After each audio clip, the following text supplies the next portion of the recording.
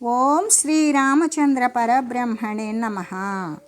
ఓం నమో వశిష్ఠ విశ్వామిత్ర వ్యాస వాల్మీకి సుఖాదిభ్యః.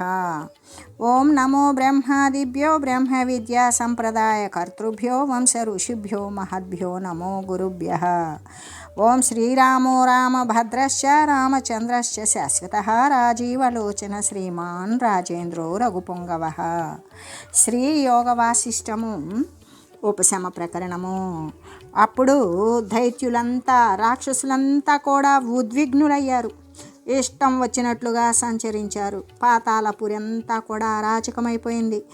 అంటే చిన్న చేపని పెద్ద చేప మృంగినట్లుగానే ఆ విధంగా గుణవంతులు గుణహీనులైనటువంటి చండాలురులాగానే వ్యవహరించసాగారు. బలవంతులు బలహీనుల యొక్క సొత్తును హరించారు, దానిని అనుభవిస్తూ ఉన్నారు. జనుల యొక్క మాన మర్యాదలు నశించిపోయినవి. అబలలు పీడింపబడి సాగారు. పరస్పరం కూడా వస్త్రాలను అపహరించుకుంటున్నారు. పీడితులు బాధితులు ఏం చేస్తున్నారు? గొప్పదైనటువంటి పెద్దగా రోధిస్తున్నారు. ఇంకా అంతఃపురంలో అయితే కట్టుబాట్లన్నీ కూడా దాటిపోయినవి. ఉద్యానవనంలో ఉన్నటువంటి చెట్లన్నీ ఇరిగిపోయినవి.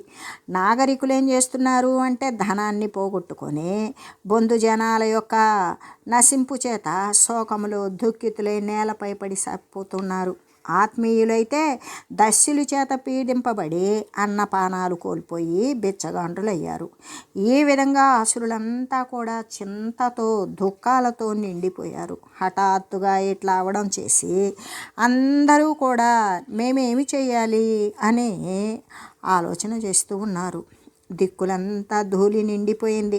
దేవతల బాలకులైతే వచ్చి అసురులను పరాభవిస్తూ ఉన్నారు. మరి తక్కువ వారు ఆక్రమిస్తూ ఉన్నారు. పాతాళపురి అంతా కూడా ప్రాణులు లేకుండా పోతుంది.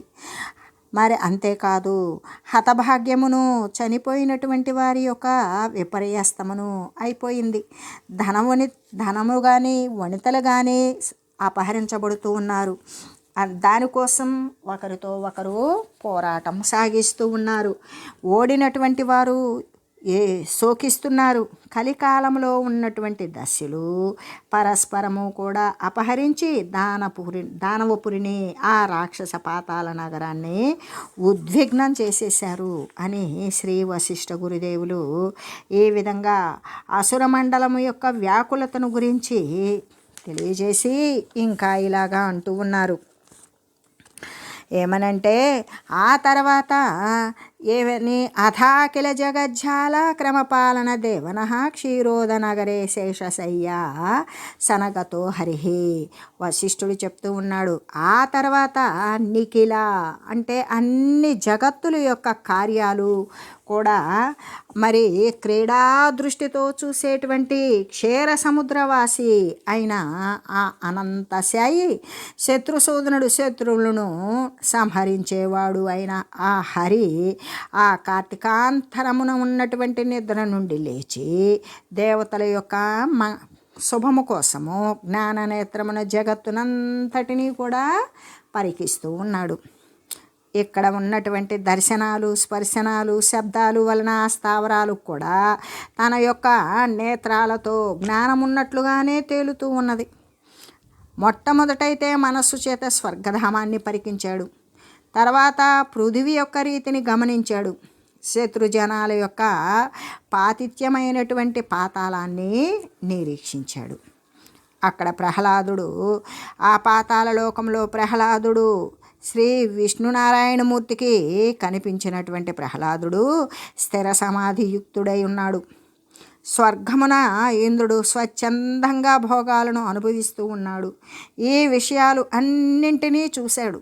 క్షీరసాగరంలో ఉండేటువంటి ఆయన ఆ అనంతశాయి నిఖిల అంతర్యామి అయిన ఆ శంఖ చక్ర గదాపాణి మరి పద్మాసనమునందు కూర్చొని ఉన్న హరి యొక్క మనసు త్రిలోకముల యొక్క భ్రమరమై అంటే భ్రమరం అన్ని చోట్ల చూసినట్లుగానే 3 లోకాలను కూడా పరికించి ఇలా ఆలోచన చేస్తూ ఉన్నాడు. ప్రహ్లాదుడు బ్రహ్మపదమునందు విశ్రమించుట చేసి మరి పాతాళంలో ఇప్పుడంతా కూడా నాయకుడు లేకుండా తయారైంది. కాబట్టి నా సృష్టి ఇప్పుడు అసలు దైత్యులే నశించిపోయినట్లుగా అనిపిస్తూ ఉన్నది. అంతేకాదు రాక్షసులు లేకపోవడం వల్ల దేవతల యొక్క నిజమైనటువంటి కోరిక కూడా నశించిపోయింది. క్రమంగా వీరు కూడా ఏం చేస్తూ ఉన్నారు అంటే, అనావృష్టి కాలమునందలి అంటే వర్షాలే లేని కాలంలో నది ఎట్లా ఎండిపోయి ఉంటుందో అలాగే శాంతించిన నదిలా, శుష్కించిన నదిలా ప్రశాంతంగా ఉన్నారు దేవతలంతా. వీరంతా శాంతించి ఇట్లా ద్వంద్వరహితమైన రెండు అనేటువంటి భిన్న వస్తువు లేనటువంటి బ్రహ్మ పదాన్నే పొందుతారు కదా. అభిమానరహితులే అంటే ఎలాగంటే జలసేచనము లేని లతలాగానే నీటితో కనుక మరి ఒక మొక్కని తడపకపోతే అది ఎండిపోయి శుష్కించిపోతుంది కదా. అలాగే ఈ యొక్క స్వర్గ సుఖాల యొక్క విరసతను కూడా, దాని మీద కూడా విరక్తి కలిగి ఉంటారు. దేవతలు శాంతించితే యజ్ఞము, యాగము మొదలైన క్రియలన్నీ కూడా నశించిపోతాయి. మనుష్యులు కూడా విఘ్నకారులైనటువంటి దేవతలు లేకుండా చేసి వాళ్ళు కూడా సమత్వాన్ని, ఇంద్రియ నిగ్రహాన్ని పొందుతారు. అట్లా క్రియలన్నీ నశించిపోతే కర్మభూమి అయిన భూలోకము కూడా నశించిపోతుంది. భూలోకము నశించిన సంసారము సంపూర్ణంగా మళ్ళీ కూడా జీవుల యొక్క రాకపోకలు అనేవి ఉండవు. అంటే ప్రళయం తర్వాత నేను చేసినటువంటి ఈ సృష్టి అకాలంగా అనుకోకుండా మరి వేడికి మంచు కరిగిపోయినట్లుగా ఇదంతా లేకుండా పోతుంది కదా. నేను కల్పించినటువంటి ఈ యొక్క విశాలమైన జగత్తు నశిస్తుందో లేదా నశించిపోయిందనుకో, నేను నా లీలను భంగం చేసిన వాడినే అవుతాను. ఇక ఆ విధంగా భంగము నచ్చి చేసేది ఏమున్నది? అలాగైనట్లయితే నేను కూడా చంద్రుడు, సూర్యుడు, నక్షత్రాలతో లేనటువంటి ఈ శరీరాన్ని కూడా లీనం చేసుకొని ఆ పదమునందే నేను కూడా ప్రకాశిస్తాను. కానీ ఇట్లు అనవసరంగా జగత్తు యొక్క లయము చెందిందో మంచి ఏమీ ఉండదు కదా. ఎలాగంటే జీవులు ప్రకృతి లయాన్నే పొందుతారు. వారి మూలంలో ఉన్నటువంటి అజ్ఞానం నశించకపోవడం వల్ల మరలా కూడా జన్మించవలసి ఉంటుంది కదా. అందువలన దానవులు జీవింతురుగాక. రాక్షసులు గనక పరాక్రమవంతులే అయినట్లయితే దేవతలు ఉంటారు. తపస్సు, యజ్ఞము మొదలైనటువంటి క్రియలు కూడా నిలబడి ఉంటాయి. సంసారం ఇలాగే ఉంటుంది. వ్యతిక్రమము అనేది ఉండదు. నేను పాతాళానికి వెళ్ళి ఆ ఋతువు అనే వృక్షాన్ని నియమించినట్లుగానే ప్రహ్లాదుని యొక్క రాజ్యపాలన కర్తవ్యమున నేను నియమిస్తాను. ప్రహ్లాదుని విడిచి మరి ఒకని రాజ్యపాలనానికి నియమించిన అతడు దేవతలను ఆక్రమిస్తాడు. కాబట్టి ప్రహ్లాదుని దేహము అత్యంతమైన పవిత్రము. మరలా కూడా అతడు ఇక జన్మించడు. కల్పాంతం వరకు కూడా ఇతడు జీవించే ఉండుగాక. ఆ కల్పము ప్రహ్లాదుడు జీవించి ఉండును కాక. ఇది ఈశ్వరుని యొక్క నియతి. ఈ నియమానికి ఎటువంటి భంగము లేదు. కాబట్టి నేనిప్పుడు పాతాళపురికి వెళతాను. వెళ్ళి ఆ గిరినది తటమున నిద్రించు మయూరమును మేఘము గర్జించి ప్రబోధించినట్లుగానే ప్రహ్లాదుని ప్రబోధిస్తాను. ఏ విధంగా? ఆ గిరినది తీరాన ఒక నెమలి నిద్రిస్తుంది. ఆ నెమలి నిద్ర నుండి లేవాలి అంటే మేఘం గర్జిస్తే నెమలి నిద్రపోదు, మేఘాన్ని చూస్తున్నట్లుగానే నేను వెళ్ళి ఆ ప్రహ్లాదుడి సమాధి స్థితి నుండి ప్రబోధం మేల్కొనేటట్లు చేయాలి అనే ఆ మనసు, చేష్ట, క్రియ అనేటువంటి రహితమగు మణి తన యందు ఇతర వస్తువులను ప్రతిబింబింపచేసుకోలేనట్లుగానే ఈ జీవన్ముక్త స్థితి నందు ఉండియే ప్రహ్లాదుడు రాజ్యాన్ని పాలించుగాక. అయినట్లయితే దేవతలు, అసురులు నశించకుండా ఉంటారు. వెనుకటి అట్లే రెండు ఉంటాయి. సుఖము, దుఃఖము, లాభము, నష్టము, మంచి, చెడు అనేటువంటి ద్వంద్వాలతోనే ఉంటుంది. నా లీల కూడా ఏమాత్రము చెక్కు చెదరదు. ఈ జగత్తు యొక్క నాశనము కానీ మళ్ళీ కూడా ఉత్పన్నం అవ్వడం కానీ ఈ రెండు నాకు సమానాలే. అంటే నాకు సుఖము, దుఃఖము అనేటువంటివి కలవు దానితోటి. వెనుకటి రీతిని అనుసరించి ఈ జగత్తంతా లయమందునుగాక. ఇప్పుడు నేను అచ్చటకి వెళ్ళబోచున్నాను. నాకు ఎటువంటి కోరిక లేకపోవడం వలన యోగ నిద్రకి కూడా ఏమాత్రము గమనము, నేను నడిచి వెళ్ళడం అనేటువంటిది నా యోగ నిద్రకి ఎట్టి భంగము కాజాలదు. అందువలన నేను పాతాళానికి వెళతాను. ఆ అసురపతి అయిన ప్రహ్లాదుని మేల్కొల్పుతాను. ఇది సామాన్యమైనటువంటి సంసార కృత్యమే కాగలుగుతుంది అని ఆ విధంగా ఇక అనుకుంటూ దైత్యపురి ఇప్పుడు మర్యాద విహీనమై ఉన్నది. ఆ రాక్షసుల యొక్క నగరం ఎలా ఉన్నది? మర్యాదలు అతిక్రమించి ధర్మభ్రష్టమై ఉన్నది. దస్యు వ్యవహారమున భయంకరమై ఉన్నది. నేను అక్కడికి వెళ్ళి సూర్యుడు గనక తామరను వికసింపజేసినట్లుగానే నేను కూడా ఆ యొక్క ప్రహ్లాదుని మేల్కొల్పుతాను. వర్ష ఋతువు చంచలమైనటువంటి మేఘాలను గిరిశృంగమును స్థిరం చేసినట్లుగానే నేను కూడా ఈ యొక్క జగస్థితిని స్థిరం చేస్తాను అని చెప్తూ, అంతేకాదు ఇంకా ఏమని చెప్తూ ఉన్నారు అంటే, ఆ పరమేశ్వరుడైనటువంటి విష్ణుమూర్తి ఈ విధంగా తనలో తాను వితర్కించుకున్నటువంటి విషయాన్ని గురించి శ్రీ వశిష్ఠ గురుదేవులు ఉపశమ ప్రకరణములు తెలియజేసి ఇంకా ఇలా అంటూ ఉన్నారు. ఇది సంచింత్య సర్వాత్మ క్షీరాదాత్మ కాత్సురా చచాల పరివారేణ సహా సానురివాచల. ఇంకా ఏమంటున్నారు గురుదేవులు అంటే, సర్వాత్ముడైనటువంటి హరి ఇలా ఆలోచన చేసి ఇక ఆయన క్షీరసాగరాంతర్గతమగు అంటే ఆ పాల సముద్రములో లోపలికి శ్వేతోద్దీపము నుండి కూడా రెక్కలు కలిగిన మందర పర్వతంలాగానే బయటకు వచ్చి ఏ విధంగా మందర పర్వతానికి రెక్కలుంటే ఆకాశానికి ఎగిరినట్లుగానే ఆ పాల సముద్రము నుండి మరి బయటకు వచ్చాడు విష్ణుమూర్తి. నీరు చొరజాలని పాతాళ కుహరము గుండా, పాతాళానికి నీరు కూడా వెళ్ళలేనటువంటి పాతాళ కుహరము, ఆ పాతాళ బెలము నుండి శ్రీహరి మరి ద్వితీయ అమరావతి అనబడినటువంటి ఆ ప్రహ్లాదపురిని ప్రవేశించాడు. అక్కడ సువర్ణవన మధ్యమున అంటే బంగారు తోట ఉన్నది. ఆ తోట మధ్యలో సుమేరు హాలీనుడగు అంటే ఏ విధంగా మేరు పర్వతము ధీమంతంగా ఉన్నట్లుగానే బ్రహ్మలాగానే సమాధిమగ్నుడై అక్కడ ఉండడం చూశాడు శ్రీహరి. అక్కడ ఉన్నటువంటి రాక్షసులు వైష్ణవ తేజానికి తట్టుకోలేకపోయారు. ఆ విష్ణుమూర్తి యొక్క తేజానికి, ఆ కాంతికి తట్టుకోలేక సూర్యకిరణ ప్రకాశాలకు చూడలేనటువంటి గ్రోడ్లగూబల్లాగానే దూరంగా వెళ్ళిపోయారు. సూర్యప్రకాశాన్ని గుడ్లగూబ చూడలేదు కదా, అలాగా దూరంగా వెళ్ళిపోయారు.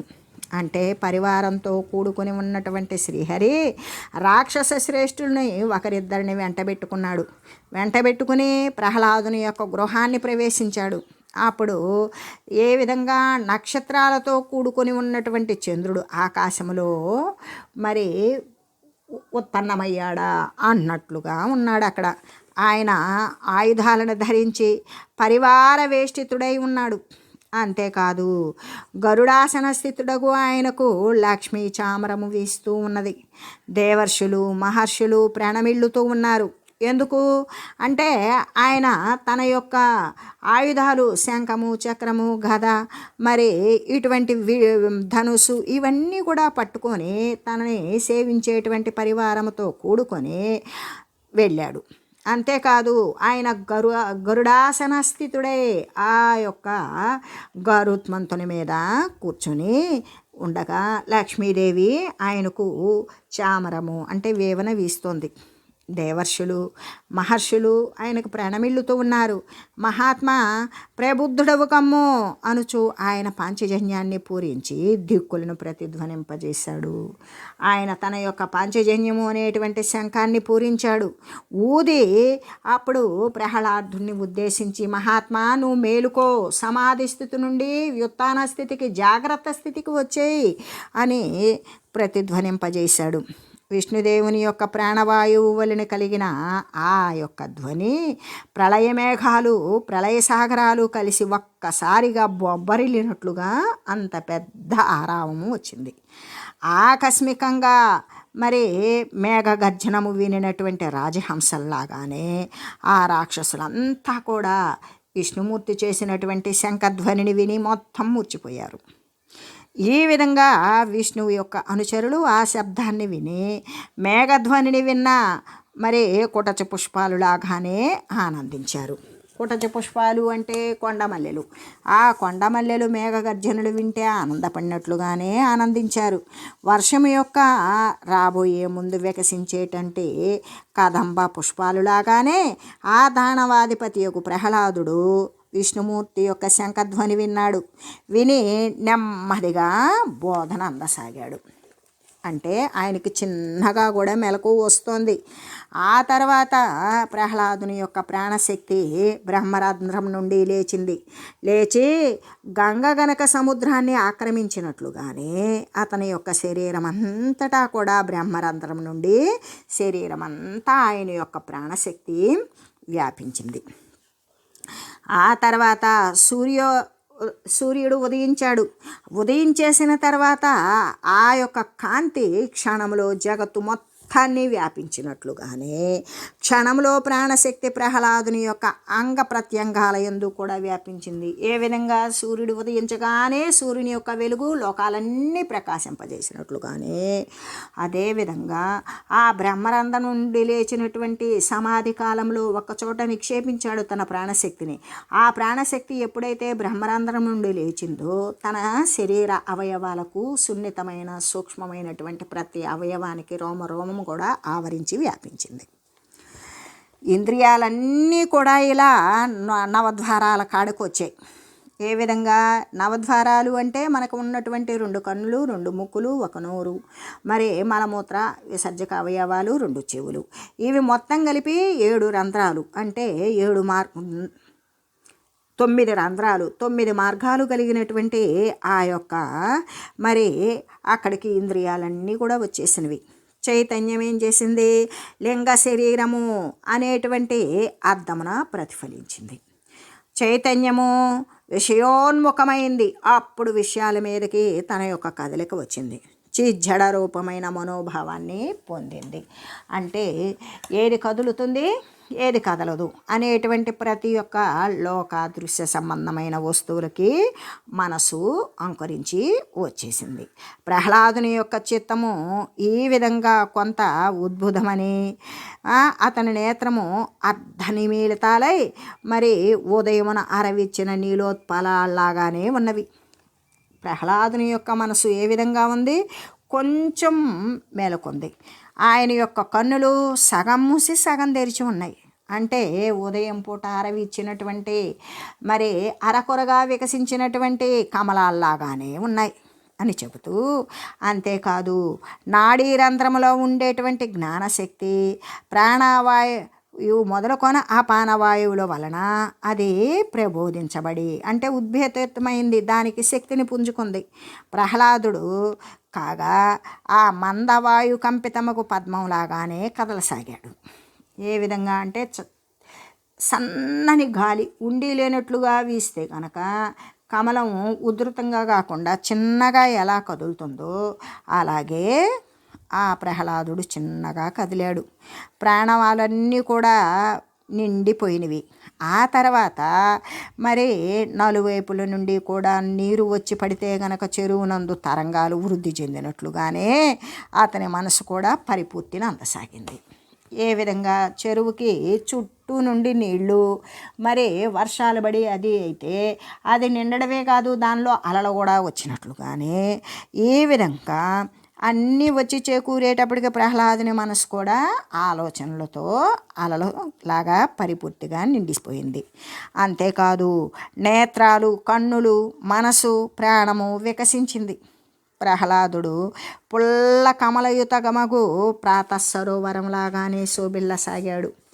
ఏ విధంగా అంటే హృదయాన్ని మరి దొంగిలించేంత ప్రఫుల్లంగా ఉన్నటువంటి కమలం ఏ విధంగా ప్రశాంతంగా వికసిస్తుందో అలాగే ఆ తెల్లవారుజామున ఉన్నటువంటి ఆ కమలాలు ఉన్నటువంటి సరోవరం లాగానే శోభిల్లాడు అని చెబుతూ, అస్మిన్నవసరే యావద్బుద్ధ్యాసేత్యావద్విభు ప్రబుద్ధస్తావదేశో భూద్బర్హి ఘన రివాదివా. అప్పుడు శ్రీహరి ఏమన్నాడు ప్రహ్లాదుని ఉద్దేశించి, ప్రబుద్ధుడు కమ్ము, మేల్కొనుము అని పలికినటువంటి మాత్రం చేతనే ప్రహ్లాదుడు మేఘం యొక్క శబ్దాన్ని విన్నటువంటి నెమలిలాగానే మొత్తం కూడా జాగ్రత్తలోకి వచ్చేశాడు. ఆ సమయంలోనే శ్రీహరి అక్కడికి వచ్చాడు. ప్రబుద్ధుడు వవ్వు, మేల్కొను అని పలికాడు. ఆ పలుకులు మాత్రం చేతనే ప్రహ్లాదుడు మేఘగర్జనం విన్నటువంటి నెమలలాగానే ప్రబుద్ధుడయ్యాడు, అంటే మేల్కొన్నాడు అని చెబుతూ, అంతేకాదు కన్నులు విడివడినాయి, మనసులో ఉన్నటువంటి మానసిక శక్తి ఉత్పన్నమైంది, జ్ఞాపక శక్తి వృద్ధి నొందింది. మరి త్రిలోకపతి అయినటువంటి నారాయణుడు పూర్వము బ్రహ్మతో పలికినట్లుగానే ప్రహ్లాదునితో ఇలా పలకసాగాడు. ఓ సాధు, రాక్షసరాజ్య లక్ష్మీ మహాత్యమును నిజస్వరూపమును ఒక్కసారి స్మరించు. నీవు ఎందుకు శరీరాన్ని వదిలివేయాలి అనుకుంటూ ఉన్నావు? అది ఆలోచన చేయి. నీకెప్పుడు మరి వదిలివేయదగినవి లేదా తీసుకోదగినవి ఎటువంటి సంకల్పాలు లేవు. హేదోపాదేయ వృత్తి నీకు స్వీకరించవలసినవి కానీ మరి ద్వేషించవలసినవి కానీ ఏమి ఇష్టము అయిష్టము అనే సంకల్పాలే లేవు. కాబట్టి శారీరకమైనటువంటి సుఖము దుఃఖము వలన నీకెట్టి కీడు కూడా పొందజాలదు, పుట్టదు. కాబట్టి నీకు ఇక కల్పాంతము కూడా, కల్పము చివరకు వరకు, ప్రళయము వచ్చే వరకు కూడా నీకు ఈ శరీరమే ఉంటుంది. అంతేకాదు అవశ్యం భావమును అనిందితమును అయినటువంటి ఈ యొక్క నీతినే నేను ఎరుగుదును. ఏ విధంగా అంటే ఎటువంటి నిందలేనటువంటి ఏ నియతి కాలనియతి అయిన ఉన్నదో అదే నాకు తెలుసు. కాబట్టి ఆ విషయాన్నే నేను నీకు తెలియజేస్తూ ఉన్నాను. రాజ్యపాలన చేయు, జీవన్ముక్తుడివే అవడం వలన నీవు నిరుద్వేగ భావమున ఆ కల్పాంతము కూడా అలాగే ఉండు. దేని యందు కూడా ఇష్టాయిష్టాలు అనేవి లేకుండా ఉండు. పాపరహితుడవైనవో ప్రహ్లాద. అంతేకాదు కల్పావసానము చేత, అంటే ఈ శరీరము విశీర్ణమైన కల్పాంతంలో ఎటు కూడా నీ శరీరం అనేది నశించిపోతుంది. అంతేకాదు భగ్నమటాకాశమున మహాకాశములేనమగునట్లుగానే.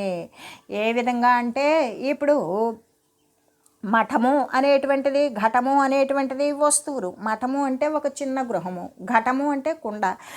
ఆ రెండు, కుండ పగిలిపోయినా మఠం కాలిపోయినా దాంట్లో ఉన్నటువంటి ఆకాశము ఖాళీ ఎక్కడుంటుంది? మహాకాశంలో లీనమైపోయినట్లుగానే బ్రహ్మానందమున బ్రహ్మపదముతో వెలిసి ఉండు.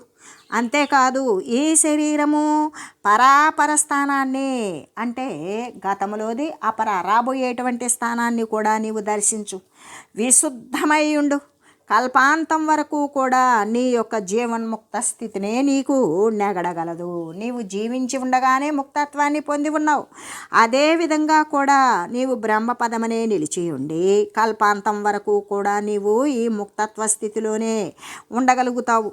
అంతేకాదు 12 మంది సూర్యులు ఇంకా ఉదయించలేదు. పర్వతాలు భూగర్భమున లీనమూ కాలేదు. జగత్తు ప్రజ్వలితమూ కాలేదు. అవడం వల్ల సాధో నీవు శరీరాన్ని వదిలిపెట్టడానికి ప్రయత్నిస్తున్నావేమిటి? అలా చేయకు. దేవత కపాలమైనటువంటి చిహ్నితుడైన ప్రళయ పవనుడు దగ్ధ జగత్ భస్మాన్ని కొని ఉన్మత్తుడై ప్రవహించడం లేదే. కపాల చిహ్నితుడగు, కపాలాన్ని చేతబట్టుకున్న గజ చర్మధారి అయినటువంటి రుద్రుడు ప్రళయ పవనుడు ఏమాత్రము కూడా దగ్ధ జగద్భస్మమును, అంతా నశించిపోయినటువంటి జగత్తు మొత్తము కూడా దహించబడగా మిగిలేటువంటి బూడిదని ఉన్మత్తుడే ఏమాత్రం కూడా ప్రవహించడం లేదు. గాలి దాన్ని ఏమీ చిమ్మివేయడం లేదు. నీవెందుకు శరీరాన్ని వదలాలి అనుకుంటూ ఉన్నావు? పుష్కళావర్త మేఘాలు అశోకమంజరులు లాగానే విద్యుత్తులను చిమ్ముచు జగత్తుని స్ఫురించుట లేదే. కాబట్టి శరీరాన్ని నీవు అయినప్పటికీ కూడా శరీరాన్ని వదిలిపెట్టాలి అని అనుకుంటున్నావు.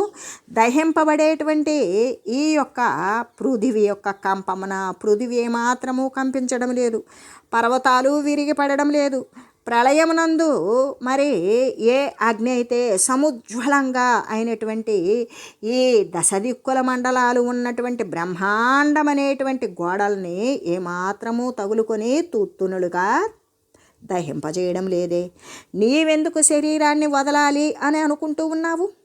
అంతేకాదు, ప్రళయ మేఘధారలు ఈ జగత్తు నశించి ఈ మూడు మూర్తులు అవశిష్టం అవ్వడం లేదే.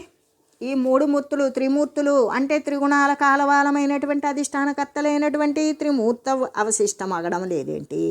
వారు పోగా మిగిలినదేంటి? అది లేదు. వ్యర్థంగా శరీరాన్ని నువ్వెందుకు త్యజించుతున్నావు? ఇంకా కూడా ఈ ద్వాదశ ఆదిత్యుల కాంతి వలన, 12 మంది సూర్యుల కాంతి వలన ఈ భూపద్మదళమగు లోకాలోక పర్వతాల శృంగము యొక్క అంటే ఈ పృథివి పైన ఈ లోకము అలోకము సర్వము యొక్క దాని యందు ఈ బ్రహ్మాండ భిత్తి యొక్క ఈ బ్రహ్మాండము అనబడేటువంటి గోడ ఏదైతే ఉన్నదో దాని యొక్క భేదము నువ్వు అనుమానింపబడడం లేదే. అయినా కూడా బ్రహ్మాండ భిత్తి శిథిలము కూడా కాలేదే. అయినట్లయితే నీవెందుకు శరీరాన్ని త్యజించాలి అని అనుకుంటున్నావు? అంతేకాదు, ఈ యొక్క 12 మంది సూర్యుల యొక్క ప్రచండ కిరణాలు మేరువును భేదించి ఆకాశాన్ని వ్యాపించాలి కదా. అలా ఇంకా వ్యాపించలేదు కదా. అంతేకాదు, ప్రళయకాల మేఘాలు గర్జించాలి కదా. అప్పుడు కదా నీ శరీరం పోవాలి. ఆ ప్రళయ మేఘాలు ఇంకా గర్జించడం లేదే. వ్యర్థంగా శరీరాన్ని ఎందుకు దండించాలి అని ప్రయత్నిస్తూ ఉన్నావు? నేనును గరుడారూఢుడనై నేను ఈ గరుత్మంతుణ్ణి అధిరోహించి ఈ ప్రాణిగణ సంకులాన్ని సూర్యకిరణ ప్రకాశితాన్ని అగు ఈ 10 దిక్కుల మండలాలు అంతా కూడా పరిభ్రమిస్తూనే ఉన్నాను. ఇంకనూ ప్రళయకాలము అనేది సమీపించలేదు. కాబట్టి నీవు నీ శరీరాన్ని వదిలిపెట్టాలి అని ఆ ప్రయత్నము చేయకు. మనము ఈ పర్వతాలు, ఈ జీవులు, నీవు, ఈ జగత్తు, ఆకాశము అన్నీ కూడా కనబడుతూ వెలయుచూనే ఉన్నవి.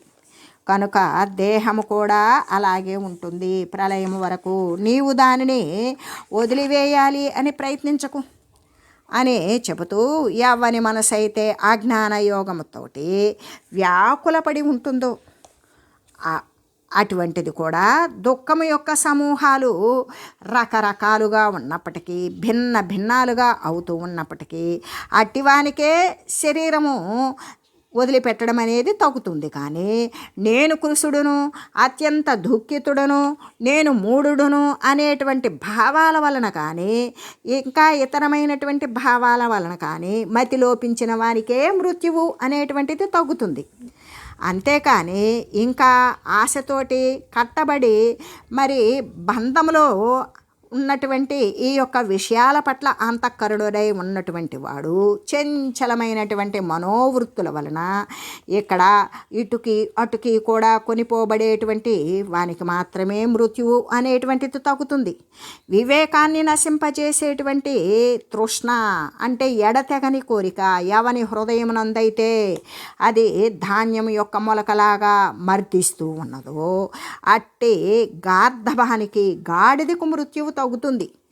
తాళవృక్షములాగానే తాటి చెట్టులాగా ఉన్నతమైన చిత్తము అనేటువంటి అరణ్యంలో వృత్తులు అనే లత సుఖదుఖాలు అనే ఫలాలను ఇస్తూ ఉంటుంది. ఇట్టి చిత్తము కలిగినటువంటి పురుషునికైతే మరణము అనేది సరిపోతుంది. ఎవని దేహం యొక్క విషవృక్షము అంటే ఇది రోమాలు లతల చేత చుట్టబడి ఉన్నటువంటిది అని గ్రహించాలి.